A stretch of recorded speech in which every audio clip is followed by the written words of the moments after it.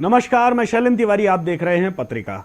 आज हम बात करेंगे भाजपा और कांग्रेस के दो अभियानों पर। भाजपा का अभियान है जन आशीर्वाद यात्रा, जो कल से शुरू होने जा रही है, और दूसरी तरफ कांग्रेस ने अभियान चला रखा है घर मजबूत करो, यानी कि दूसरी पार्टियों से आए हुए लोगों को ज्यादा से ज्यादा संख्या में शामिल करो। लगातार एक के बाद एक बड़े नेता कांग्रेस को ज्वाइन कर रहे हैं। आज भी कांग्रेस को 9 नेताओं ने ज्वाइन किया, यानी आज 9 नेता कांग्रेस में शामिल हुए, जिसमें 2 पूर्व विधायक हैं, 1 वर्तमान विधायक हैं, और इसके अलावा कई दिग्गज नेता हैं जिनका अपने अपने इलाकों में बड़ा प्रभाव है। उन लोगों ने ज्वाइन किया। मैं दोनों बातों पर बात करूंगा। कल का भाजपा की तैयारी क्या है, भाजपा कैसे जन आशीर्वाद यात्रा के सहारे पूरे मध्य प्रदेश को चुनाव अभियान में ले जाने वाली है, वहीं दूसरी तरफ कांग्रेस कैसे छोटे छोटे पॉकेट्स में बैठे बड़े नेताओं को लेकर के आगे आ रही है और अपनी चुनावी रणनीति के लिए काम कर रही है। तो अब जरा इसको विस्तार से समझते हैं। सबसे पहले आज का घटनाक्रम हम शुरू करते हैं कांग्रेस की तरफ से कि कांग्रेस ने क्या किया। कांग्रेस ने आज 9 नेताओं को ज्वाइन कराया है। कांग्रेस पार्टी को 9 नेताओं ने ज्वाइन किया है। मैं 9 के आपको नाम बता दूं, फिर उनके बारे में चीजें बता दूंगा कि कितना प्रभाव है उनका, और उनका आने या नहीं आने से क्या प्रभाव पड़ते, क्या चीजें होती है और कांग्रेस को इससे क्या फायदा मिलेगा। पहला, भंवर सिंह शेखावत, पूर्व विधायक हैं। ये 3 बार के विधायक हैं, अपेक्स बैंक के अध्यक्ष रहे हैं, सहकारिता के बड़े नेता माने जाते हैं भाजपा के भीतर। बदनावर से विधायक हैं, लेकिन जब पिछली बार राज्यवर्धन दत्ती गांव से हार गए और राज्यवर्धन दत्ती गांव सिंधिया के साथ भाजपा में आकर के मंत्री बन गए और अब भाजपा उनको टिकट देने वाली है, तो नाराज हो गए दरबार। भंवर सिंह शेखावत को दरबार के नाम से भी लोग जानते हैं, और दरबार नाराज हुए तो दरबार ने अपनी नाराजगी पार्टी के सामने भी जाहिर की, लेकिन पार्टी है कि पार्टी ने सुना नहीं, तो दरबार ने पार्टी छोड़ दी। और उन्होंने आज प्रेस कॉन्फ्रेंस भी की, और प्रेस कॉन्फ्रेंस में बहुत सारी चीजें कही, हम उनका भी जिक्र करेंगे कि उन्होंने प्रेस कॉन्फ्रेंस में क्या क्या कहा। दूसरा बड़ा नाम है बीरेंद्र सिंह रघुवंशी। बीरेंद्र सिंह रघुवंशी कोलारस से विधायक हैं भाजपा के। वर्तमान में उन्होंने भी पार्टी छोड़ी और उन्होंने बाकायदा प्रेस कॉन्फ्रेंस की और अपने इस्तीफे में जो लिखा, भाजपा पर जो आरोप लगाए, वो बहुत लंबी फेहरिस्त है। तीसरा बड़ा नाम जो आया वो गुड्डू राजा बुंदेला, यानी चंद्रभूषण सिंह बुंदेला, जिनको गुड्डू राजा बुंदेला के नाम से जाना जाता है। बुंदेलखंड में अपना प्रभाव रखते हैं। बुंदेला जो ठाकुर पॉलिटिक्स है, जो कास्ट पॉलिटिक्स की बात करूं, उसमें बड़ा नाम है, और लगातार बुंदेलखंड के हर इलाके में एक्टिव हैं, कारोबारी भी हैं, और उसके अलावा उनका राजनीतिक बैकग्राउंड बहुत लंबा है। खुद ललितपुर विधानसभा से 2 बार अलग अलग पार्टियों से चुनाव लड़े। उनके पिताजी सांसद रहे, विधायक रहे। उनके परिवार में कई लोग मंत्री हैं, कई लोग विधायक हैं, और कई लोग दूसरे बड़ी भूमिकाओं में हैं।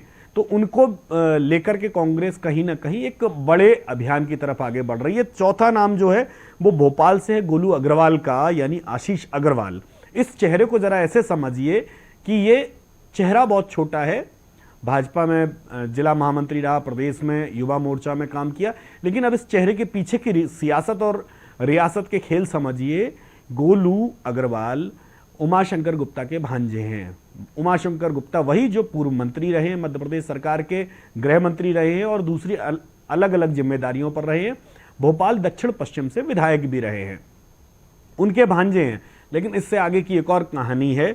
जनसंघ और बीजेपी के संस्थापक सदस्यों में जाने जाने वाले नारायण प्रसाद गुप्ता, जिनको भाजपा के भीतर नानाजी के नाम से भी जाना जाता था, उन नानाजी के ये नाती भी हैं। यानी कि भाजपा के भीतर और संघ के भीतर कितनी बड़ी सेंधमारी कर रही है भाजपा, इसको जरा ऐसे समझिए कि गोलू नाम छोटा है लेकिन उसकी मार बड़ी है। यानी कि कांग्रेस ने सेंधमारी की है उस जगह तक जहां पर भाजपा पीढ़ियों से बैठी हुई थी।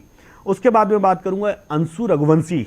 ये महिला हैं और ये पूर्व विधायक देवेंद्र रघुवंशी की बेटी हैं। सिंधिया समर्थक मानी जाती है और सिंधिया के साथ ही भाजपा में गई थी, लेकिन भाजपा पर कई तरह के आरोप लगाए और आरोप लगा करके वापस कांग्रेस में आ गई हैं अंशु रघुवंशी। इनको कहा जा रहा है कि ये भी अपने इलाके में जाति समीकरणों को साधने में कांग्रेस के लिए ट्रंप कार्ड हो सकती हैं। युवा चेहरा है और बहुत सारे। इसके अलावा जो बाकी नाम जो मैं आपको और बता दूं, छेदीलाल पांडे, शिवम पांडे कटनी से, अरविंद धाकड़ शिवपुरी से, केशव यादव भिंड से और महेंद्र प्रताप सिंह नर्मदापुरम से कांग्रेस को ज्वाइन किए। और आज कांग्रेस का बड़ा शो इसलिए भी माना जा रहा है कि जिस तरह से गुड्डू राजा बुंदेला सैकड़ों गाड़ियों के काफिले के साथ ज्वाइन करने आए, वो चौंकाने वाला था। जिस तरह से उनके शक्ति प्रदर्शन कहें इसको, या जिस तरह से उन्होंने अपने आप को बुंदेलखंड के नेता के तौर पर स्थापित करते हुए आज जो भीड़ और जो मजमा दिखाया कांग्रेस के लिए, वो एक बूस्टर डोज के तौर पर काम आएगा, क्योंकि बुंदेलखंड में कांग्रेस को ऐसी ही ताकतें चाहिए जो उसके लिए बूस्टर डोज का काम करें। दूसरी तरफ अब भाजपा की बात करते हैं। भाजपा जन आशीर्वाद यात्रा की शुरुआत कल से कर रही है। कल उनके जो 5 जन आशीर्वाद यात्राएं हैं जो अलग अलग इलाकों से निकाली जानी है, हम पिछले वीडियो में ये बात बता चुके हैं। आप स्क्रॉल डाउन करिए और नीचे देखिए, हमने जन आशीर्वाद यात्रा पर पूरा वीडियो बनाया हुआ है, जिस पर हमने बताया कि जन आशीर्वाद यात्रा में भाजपा किस तरह से अपने अभियान को आगे बढ़ाएगी और कहां कैसे यह अभियान कितने इलाके को प्रभावित करेगा। भाजपा का दावा है कि इस अभियान के सहारे भाजपा 2 करोड़ वोटरों से सीधे बात करेगी और लगभग 210 विधानसभाओं को इस यात्रा के दौरान कवर करेगी, यानी 230 में से 210 विधानसभाएं सीधे तौर पर कवर होंगी। और इसकी शुरुआत कल होने वाली है, लेकिन उससे पहले आज एक शुरुआत हुई है। आज 5 यात्राओं के रथ जो भाजपा ने बनाए थे उनको प्रदेश कार्यालय से हरी झंडी दिखाई गई।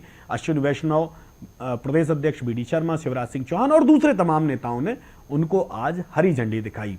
और इसके बाद माफ कीजिएगा, इसके बाद कल जेपी नड्डा चित्रकूट में इसका इनॉग्रल करेंगे। इस यात्रा, जन आशीर्वाद यात्रा के अभियान की शुरुआत चित्रकूट से करेंगे, यानी कि कांतानाथ की पूजा परिक्रमा के बाद भाजपा का यह अभियान शुरू होगा, जिसको 25 सितंबर को भोपाल में प्रधानमंत्री खुद इसका समापन करेंगे।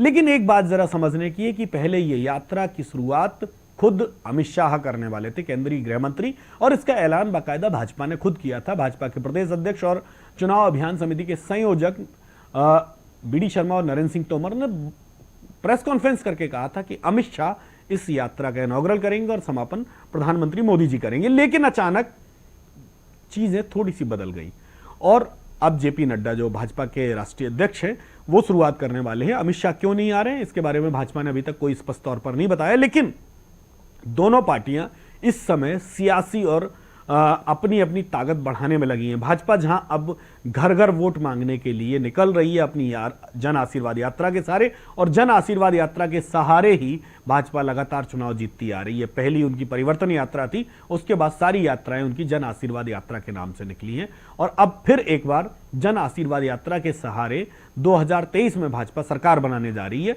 और कांग्रेस की तैयारी है कि वो लोगों को, स्थानीय समीकरणों को जोड़ते हुए बड़े से बड़े लोगों को, बड़े छोटे से छोटे लोगों को अपने साथ जोड़ करके चुनाव मैदान में जाए और अपनी सरकार बनाए। अब ये देखना जरूरी ये है कि किसकी रणनीति काम आएगी, जन आशीर्वाद यात्रा जोड़ेगी लोगों को या फिर कांग्रेस का बढ़ता हुआ कुनबा उनको जीत दिलाएगा।